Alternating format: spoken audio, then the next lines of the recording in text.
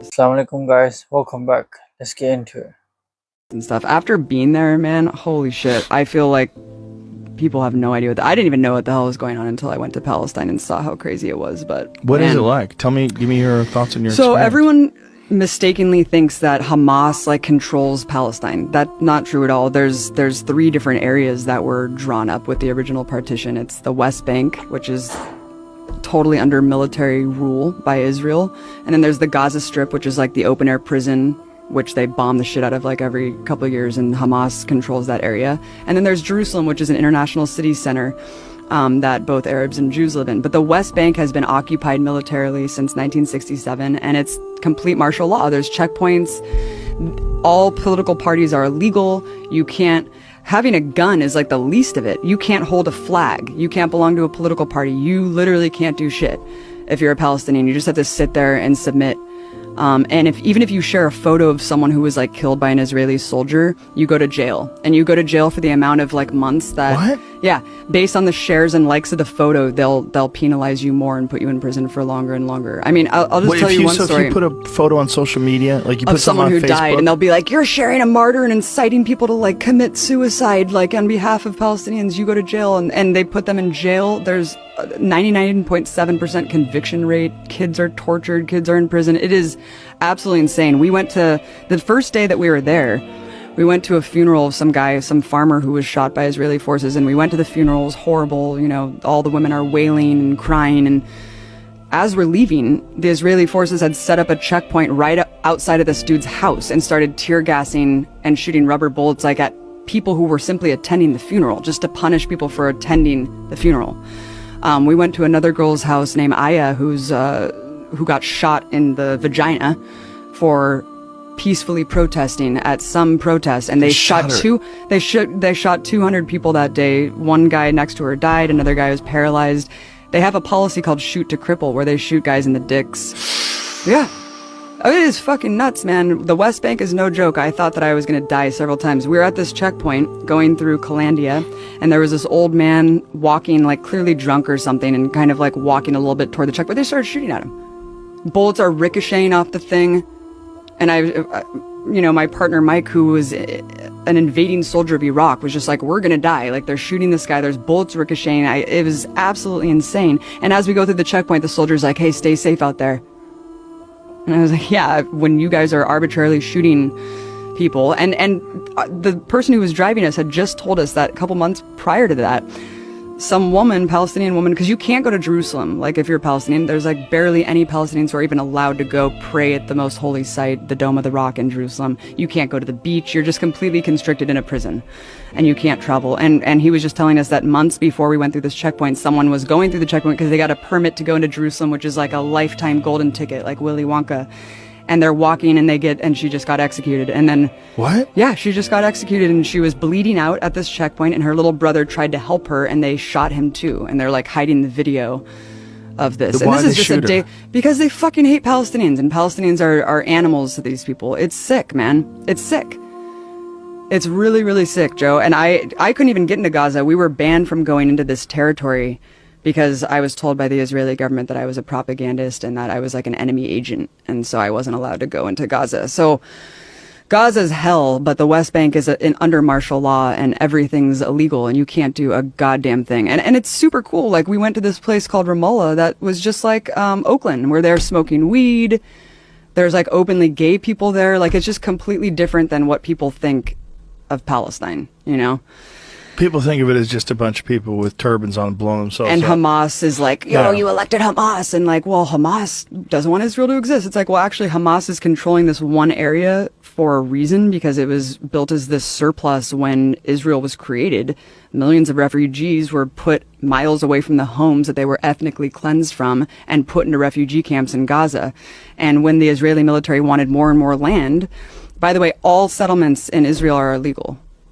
All of them are illegal in the West Bank, but they just keep creating more and more and more. And we would go to these villages of just Arab people living in these villages, and the settlers will come. You have to be a fanatical fucking asshole to move from California to an Arab village in Palestine and set up a goddamn tractor trailer and just live on top of their home. And they can have giant machine guns. They can firebomb you, they can shoot you, they can beat you up.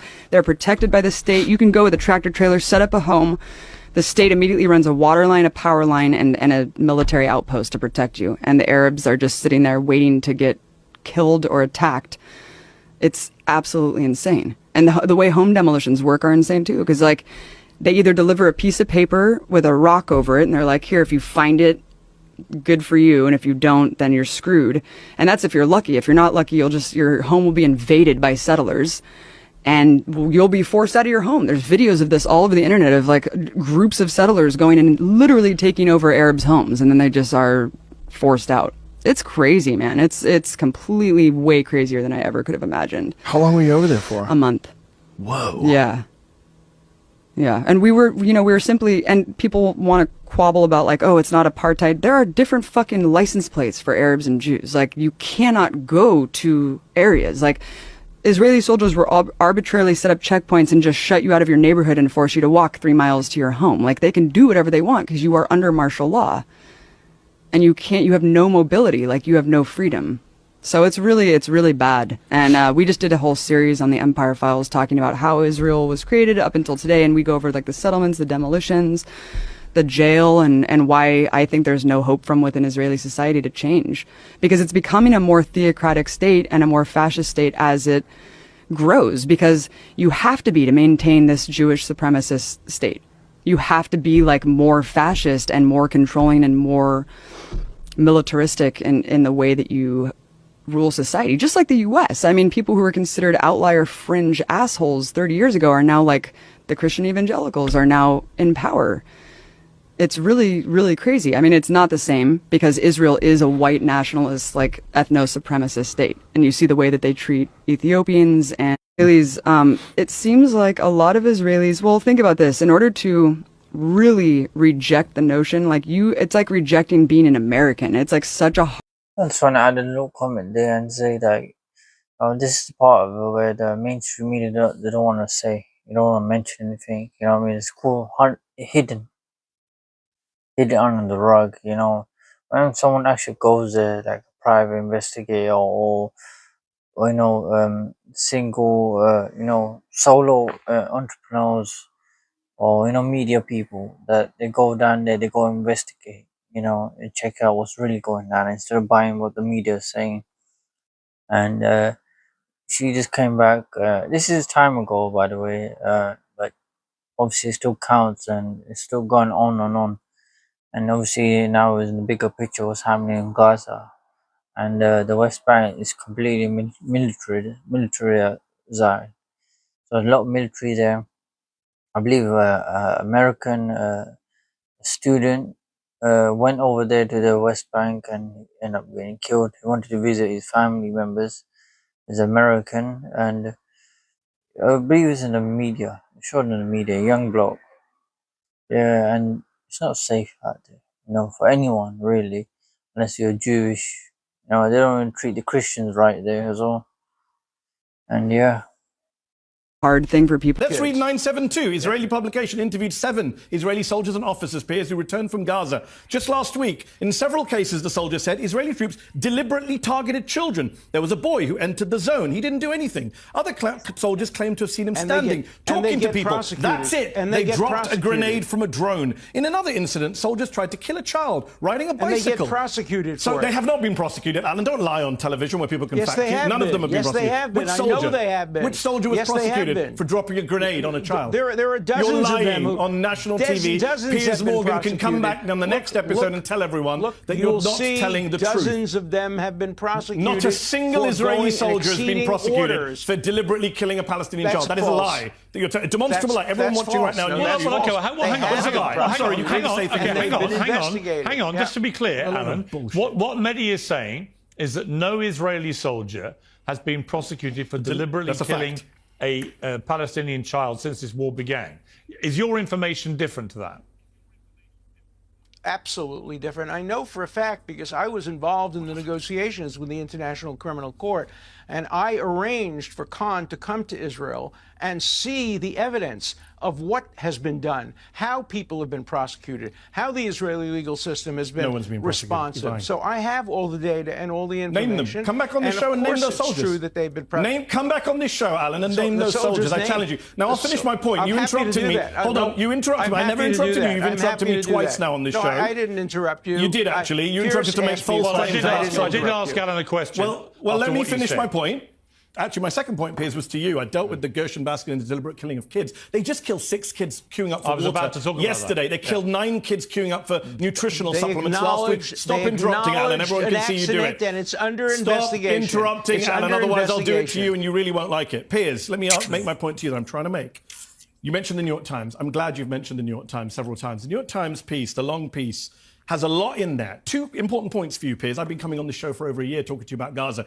Last April and July, the New York Times reports that Netanyahu's own generals told him, there's no military strategy left. There's nothing more we can do. Stop this war. Netanyahu overrode them. So when I was on this show and you were telling me, of course, they're just defending themselves. What else should they be doing? At that time, when I was on this show, Piers, generals were telling Netanyahu there's no war left to be had. They also make it very clear in this piece that the government would have fallen apart had Netanyahu not prolonged the war because he wanted to avoid prosecution. Yeah. And I'm sorry that we needed the New York Times to say that, because I was saying that on this show to you, Piers. Many people were saying that this war is about Netanyahu trying to avoid prison. This is about Netanyahu trying to avoid prison. I know Alan is an expert on criminals. He's defended some of the worst criminals in the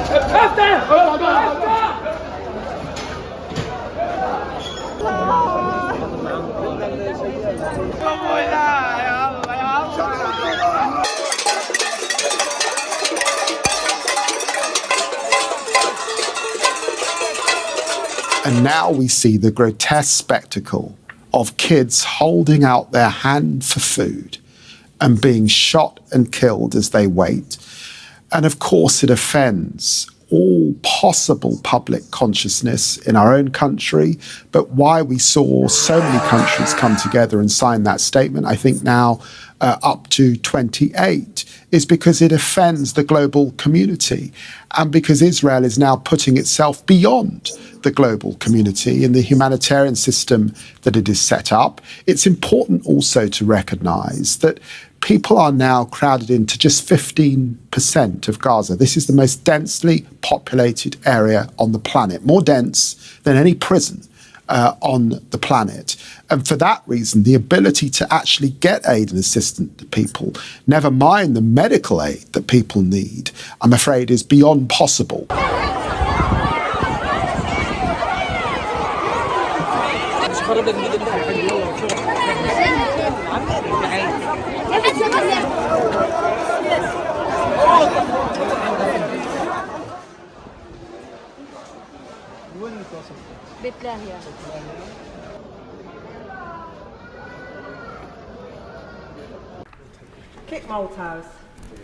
Madam Deputy Speaker, like others in this House, I'm frankly astonished at the statement of the Foreign Secretary. At a time when we've got daily lynchings and expulsions on the West Bank, dozens being murdered as they beg for aid, I'm just beyond words, really, at his inaction and, frankly, complicity by inaction at what is going on. He himself said there's a massive prison camp being constructed in the south of Gaza. He knows that leading genocide scholars from across the world now are ringing the alarm bells, and yet he has the temerity to show up to this House and wave his checkbook as if it's going to salve his conscience. Can he not see that his inaction and, frankly, cowardice is making this country irrelevant? Can he also not see the personal risk to him, given our international obligations, that he may end up at The Hague because of his inaction? And finally, really frankly, an appeal to the Labour backbenchers. We can't get your leadership to change their minds. Only you can, if you organise and insist on change. It's like a play-by-book, you know, but these people are saying, David Lammy, he's just reading off a script or something. He says all the right things, but it all comes down to action, innit? What action? What does he do? Sanctions? That they're really going to matter. You know what I mean? We got America and they're paying them billions of dollars. UK contributes very little, you know what I mean? But we need actions, we need military action against genocide, you know. Otherwise, just mouthpiece, you know. Anyways guys, I'm gonna end the video there. If you're new to the channel, please like, share and subscribe. Assalamu alaikum.